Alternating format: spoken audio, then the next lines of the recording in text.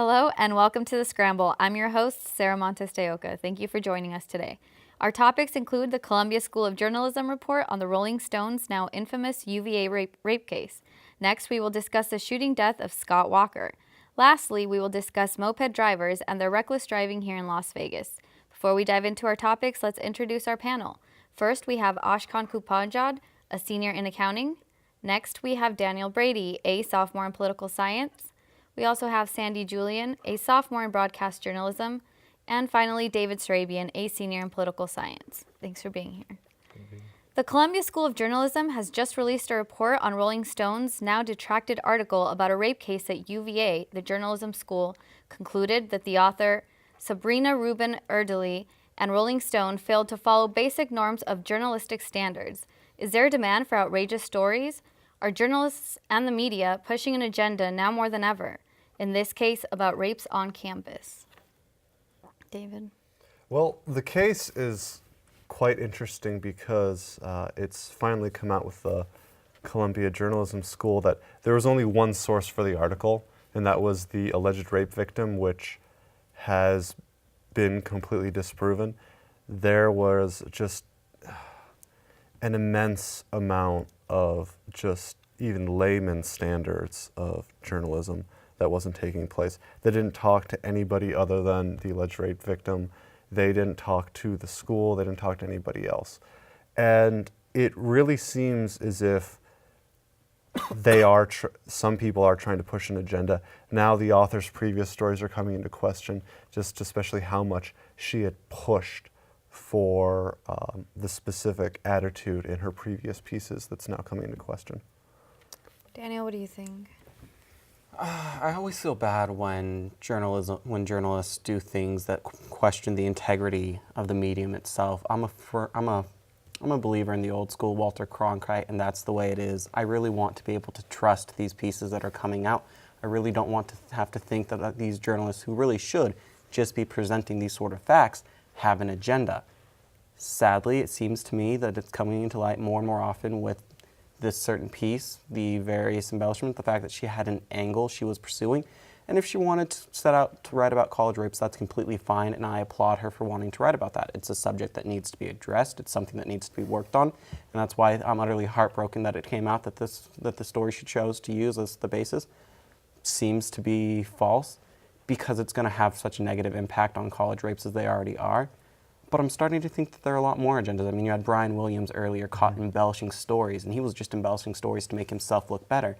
Now we're starting to look like you have cases where they're changing angles, where they're trying to push a specific agenda on us, and they're ignoring facts. They're ignoring basic principles of journalism.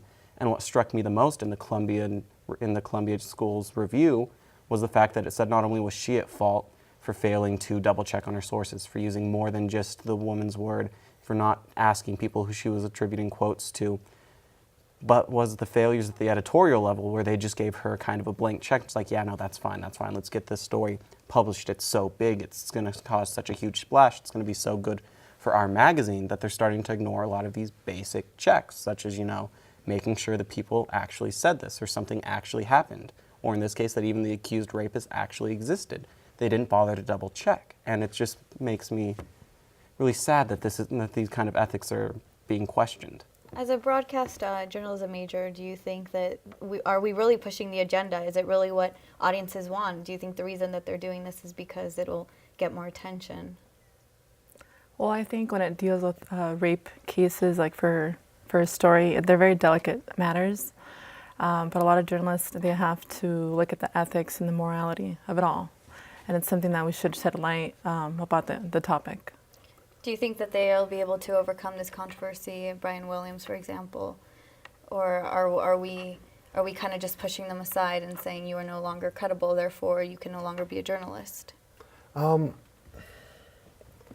think that especially with the Rolling Stone cases, there seems to be an exceptional breakdown in accountability when it comes to some of these stories. The owner of Rolling Stone, he said that even the fact that the journalist's editor, and the fact-checking board at Rolling Stone all failed, nobody's getting fired because the attention that this is getting about how it's a bad story is punishment enough. And a journalist that just quite literally made stuff up like this, or just manipulated her sources to So the how point is this that different then? Shouldn't she be fired as well? I mean, she should be fired, but she hasn't, and I doubt that she will be. And you see media pushing an agenda more and more. You see it obviously with Rupert Murdoch and his news outlets, and you see it especially lately with almost anything and everything that Obama can do is somehow bad and evil. And then you now have this UVA rape case. And it's really just turning more into an entertainment medium than an actual news medium. do we have any legitimate news sources anymore? Or if we keep wanting all these people to be fired, I mean, aren't journalists supposed to tweak the truth a little bit, at least to? I don't think we still have legitimate news sources. The issue is that they're not as popular. That's true. And that's the problem, is that we have, just because of how expensive media is to an extent and how much people want to go for profits, it's now turning more towards this entertainment medium. Ashkan, what do you think? I actually agree with David because it's really hard to find those news and media because, for example, I will give one example. For example, let's say Fox News or MSNBC or CNN. Those are the three popular channels, and all of them push a specific agenda. But all of them are biased, so we cannot really get the correct Those are also source. cable channels. There's also cable channels too, so we cannot really get the correct sources from them. Even with news, for example, with newspapers, for example, the Wall Street Journal, they try to push a specific agenda themselves because they are very conservative. So I don't see how can this problem be fixed because it's very hard to find an unbiased journalist or an unbiased media nowadays. I mean, I think the days of trusted newsmen that you can honestly sit across, look at, and have them tell you something and believe that's the way it is, like the Walter Cronkites, I think that era has really started to pass us by. I mean, when Jon Stewart, who I love, by the way, wins the most trusted newsman in America, a former stand-up comedian who made no bones that he was a satirist, became the most trusted newsman in America, I think starts to tell you a little bit about how the public's own implicit trust in these sort of credibility of these newsmen have started to call into question. Even one of the last ones that a lot of people really did sort of trust, Brian Williams, he used to be one of the ones that people would look at and go, yeah, I think he's telling me the truth. But now he was just embellishing about a personal story about his helicopter in Iraq being shot at. And that really had nothing to do with the actual story he was trying to portray. He kind of just wanted to make himself sound a little bigger, a little better, oh, I was a little bit more important, something that a lot of us can understand. But as a newsman, we don't want that in the people who are supposed to be telling us news because we want to believe they're just giving us facts.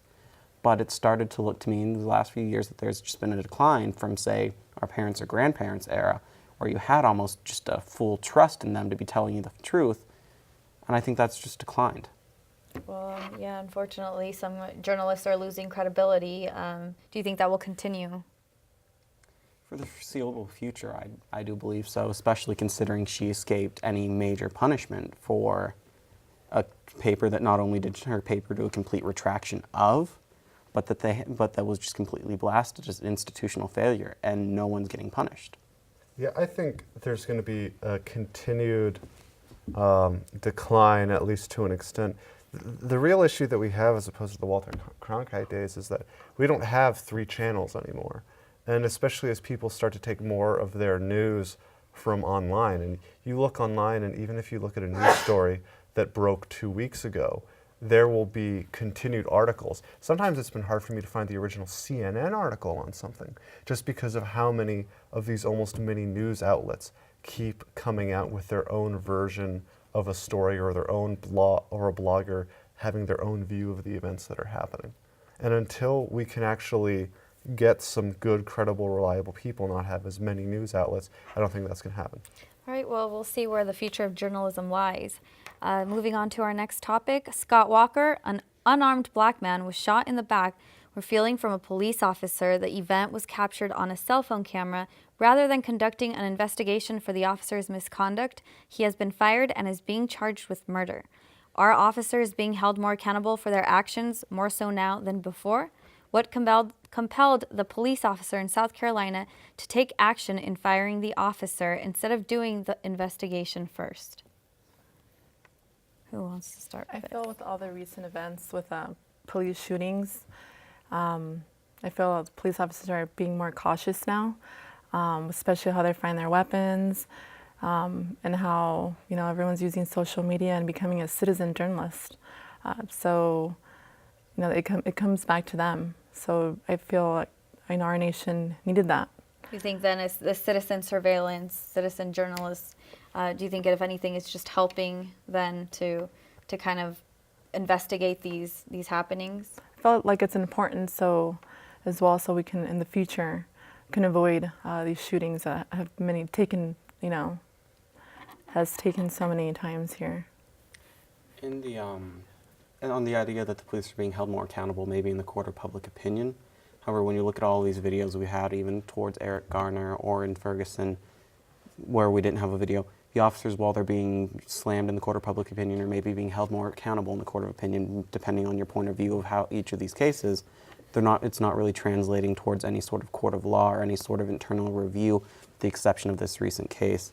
This recent case really I find completely heartbreaking because it's just so clear there. I mean, when I watch the video, I still have a hard time finding words to express just kind of how revolted I was of watching a man being shot 8 times in the back, having a cop who had dropped his taser, pulled his gun, shot him, walked over, handcuffed him, walked back, picked up the taser, and then dropped it at this man's feet, and then told police officers in his report, said the man fought with him for his taser, and he shot in self-defense. Had this video not come out, I very much doubt if there would have been a thorough investigation into it, because it would have been a he said, she said, and, well, the other one was dead, so we really couldn't say much about it. But in this particular case, I believe it was the video. It's very clear cut. There's no ambiguity. If you talk to any one police officer or otherwise, they will tell you that this man is going to go to jail for a very long time, or at the very least should, because I don't really see any sort of justification. And I feel the video, just a plain cut video, there's no way that you can spin it. There's no way you can hedge it, especially when they released the dash cam video that corroborated that this man really did nothing except get out of his car and run. He didn't pose any sort of threat. He didn't pull a weapon. Just when the officer went back to run his name and his plates, he kind of just got up and ran because he didn't want to potentially be pulled in for, I believe it was child support payments that he was behind on. And he just ran, and then he got shot down. I feel that the picture that both the dash cam video and the citizens video made it just so clear that they had no chance or no option but to fire him and charge him. Otherwise, they were going to risk a massive protest and riots. And how would these cameras that police officers they want to implement into police officers, how would that help too? And kind of in these types of situations, do you think that then they would help? I think it might have helped in this situation because we saw that the police officer, he altered evidence. He changed the way the crime scene occurred. He planted his taser on the soon-to-be dead suspect, and obviously he didn't call for an ambulance. He handcuffed the man, and so after that many gunshots, the man was simply going to bleed out. You see that, and the police officer didn't want the man to survive, and he set up a crime scene. He altered evidence, and I think that if there was a body camera, which you can turn off, that maybe it could have prevented the police officer from doing this, maybe not, but at the very least the police officer thought he could get away with it. And there was a wonderful National Review article that quoted Jimmy McNulty from The Wire. As Jimmy McNulty put it, "Power corrupts and absolute power corrupts absolutely, and the last true dictator in America is the policeman." Because of things like this, because they can modify evidence, because they can be corrupt like this. And until we've had this citizen journalism, until we've had these videos, until we've had body cameras, police have been able to get away with this. But the issue isn't as much the body cameras, it's the fact that the police still do this, and there needs to be a growing sense of accountability that the thin blue line of police officers when it comes to committing crimes can get crossed. But if we had these cameras, and this could, like you said, could have been prevented, at least the evidence. It could have they been may not prevented, have but been. until you get a culture change, until you get the acceptance that if a police officer does something and other police officers won't rat them out, then this is going to continue to happen, because there will always be, oh, the batteries were dead, oh, there was a malfunction, oh, I accidentally turned the camera off. Building off of what David said, this is something that's really dear to my heart in that I have various family members who've served in the police, and it's something that I feel is really a hard area to try to find because of that thin blue line. They do have a bit of latitude in defending themselves. We understand that when we send them out to deal with this, there might be incidences that happen. However, like David was saying, there seems to be a culture that makes them feel they can act with impunity. And it's really sort of sad to see. Politico had a very good article, and in that they were talking about how there's this sort of culture that they believe they can do anything, and how it tends to come how a lot of police officers are retired military, where they had more latitude to shoot, where they had a much more of a shoot-first mentality, ask questions later, which we don't need in police officers. In police officers, we want someone who shoots as a last resort. In this instance, he seemed to violate every single protocol. They're trained not to shoot at a fleeting target because you have so many more ways that you can hit civilians not involved. They're trained not to shoot at threats. But this was also a man who had a past history, who'd been accused previous times of excessive force in tasing a man who he thought was his brother, who was just coming out of his house at 2 in the morning to see who was shouting in his hallway.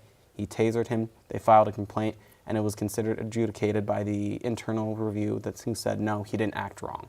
And I feel there just seems to be this culture of we're letting police themselves, and it's turned around to bite us in the butt, because when you start having incidents like this, you start losing the community's faith.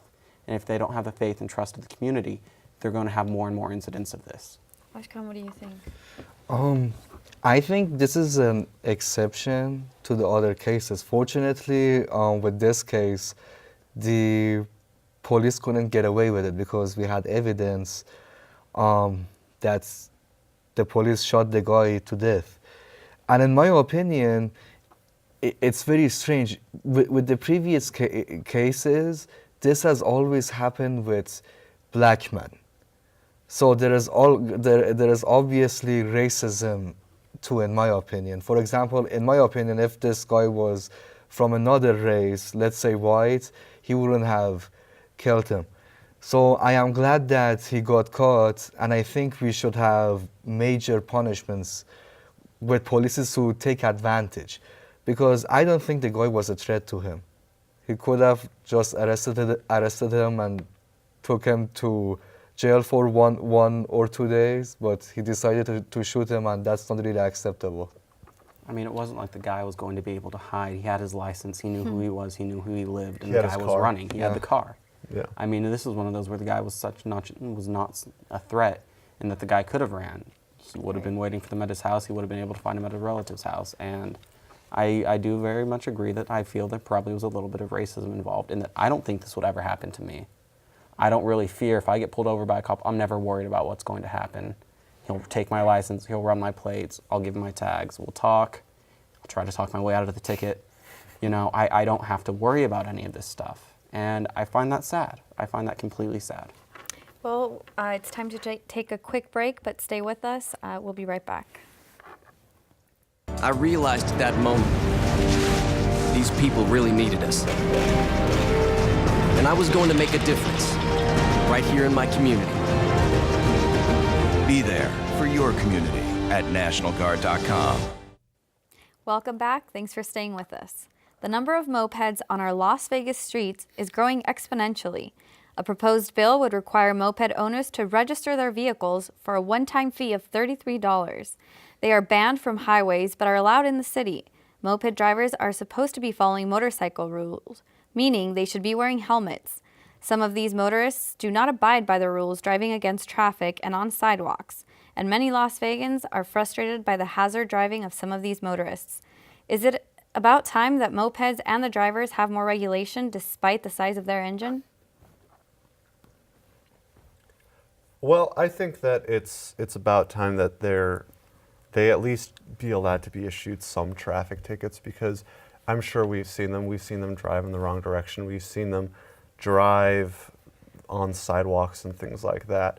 But a lot of these motorists, because it's under a certain vehicle engine size, it's for a lot of times it's for people that have gotten so many DUIs they've gotten their license pulled, and this is the only means of transportation. Now I'm not talking about the college students that you see around campus with their mopeds, but still I think that for some of their behavior they should honestly really be issued, even if it's a minor ticket, even though they don't need a license to operate it, just because if you've ever driven around and seen one, you're worried because sometimes these moped drivers drive very recklessly. Yeah, and there are no regulations. So do you think that it's worth the bill proposed and that people with mopeds should register their mopeds and pay some sort of fines? I feel like some regulations should be implemented on moped drivers, because what if there was an accident? Who would be liable if they don't have insurance or they weren't wearing a helmet? And I've actually seen a lot of mopeds, near campus, or I've seen kids, without helmets. So it's good that these issues, they're being talked about, and it's something to think about. But I feel that regulations should be implemented. Yes, I firmly believe that they should be regulating this. We've all seen the guys driving mopeds. We've seen them driving against traffic. We've seen them driving in the middle of traffic, trying to go up a hill where the speed limit's 45 and they can barely hit 20, and they have a line of cars behind them where everyone's muttering internal curse words against each other, ruining the day that we let these devices on the road. But I feel they really should be regulated. I mean, you're putting them in situations where they can do harm, where if they're driving recklessly, they can cause accidents. They can cause people trying to avoid them to hit another car, or they can just simply, like motorcyclists, be in a blind spot and have someone try to merge over onto them.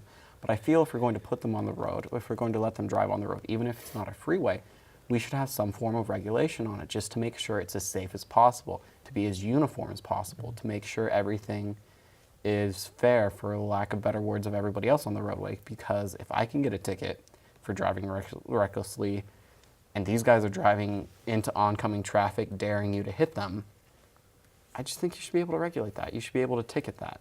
And oftentimes they're in bike lanes or on the sidewalk coming off. I mean, causing other. What do you think, Ashkan? Do you think they should be some sort of? Yeah, I agree with the previous speakers. I think there should be regulation for safety purposes. So insurance. Do you think insurance should also be a regulation that should? I'm not sure how many license? people are going to be able to get insured, because this is especially affecting the class of people that aren't allowed to drive anymore and have had their license pulled because of DUIs. And that's the tricky part, is that if you require them to have insurance, maybe they can't afford it, which is why they have a moped instead of a car. Or maybe they're uninsurable when it comes to car insurance, just because their deductible would be just a massive amount of money, even if it is a moped.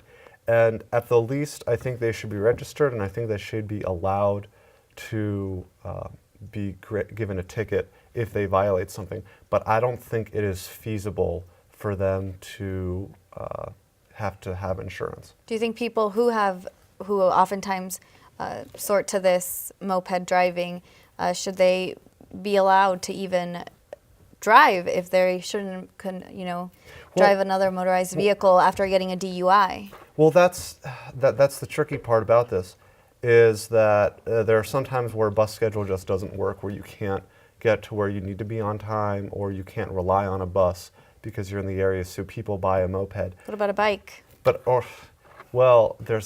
aren't as fast as mopeds, but that's the key issue, is that even if this is their last resort, I have to at least have some kind of a faith that they would at least try better than if they were driving a car, just so that they won't get into an accident. But this is a very tricky area that I don't think I have the answer to right now. I don't think insurance would be too much of a burden on them. I'm not advocating that we should. I'm just going off of the assumption that a lot of people buy motorcycles, namely because they're cheaper to insure, because if you get into a wreck with a motorcycle or with a moped, the most likely thing you're going to hurt is yourself, as opposed to if you take two cars and slam them into each other. Just namely because you don't have the force, it's not nearly as dangerous to the other drivers that you're going to hit. It's more dangerous to yourself. I personally am a fan of regulations. Again, one of the things that I personally find the funniest is I didn't know that you could get aftermarket parts for a moped. Made me laugh. I actually saw one, and the guy got up to 55 with an aftermarket add-on to his moped. What about some spinning rims? I Now, want if those they on could do my that, moped. I would buy a moped if they could put some spinning rims I want on the it. flashing pink neon lights on the undercarriage not with the pink, little not with the little pink. with the little spinners. sparklers. I would and go. the I would spinners. go with green with the amount of money I'm saving by not having to pay for my truck's tank of gas. But I just feel you should have to you should have to register it. You should have to get a license plate on. I'm still trying to figure out how they're going to report it stolen if it's not registered, and you can never prove that it was actually yours. Serial number maybe, but Yeah, but you can pass that along to Yeah. easily. I just feel it should be regulated, and it's like Ashkan said, for safety purposes, if anything else, because I mean these people have no respect for, not all of them, I don't want to categorize all of them, because there are some of them, I'd say a majority of them, who drive in the proper manner that you can drive a moped in. I'm not a fan of mopeds, I'd rather just buy the motorcycle. But I just feel they should be regulated. I mean, driving is a privilege. It's not a right. No one grows up with the right to drive. That's why you have to get a license. That's why it can be taken away for DUIs or for reckless driving. That's why you get points on your license that result in upping your insurance and everything. I just feel that if we're going to put them on our roads and have them drive with other drivers, you should at least try to regulate that to make it as safe as possible. Because, I mean, David's right. This might be the only way some people can travel. It might be the only way some people can get to work, and I don't want to take that away from people. I just want to make it as safe as possible so they can arrive safely and I can arrive with a clean conscience, not having to worry about hitting a moped driver who's driving into me and saying, move. Right, well, we'll see what happens with the regulations on the mopeds. That's all the time we have for today. Share your opinions and any ideas or topics you would like us to scramble about to thescramble.unlv@gmail.com. You can also catch full episodes of The Scramble at UNLV-TV. From all of us here at The Scramble, thanks for joining us, and we hope to see you next time.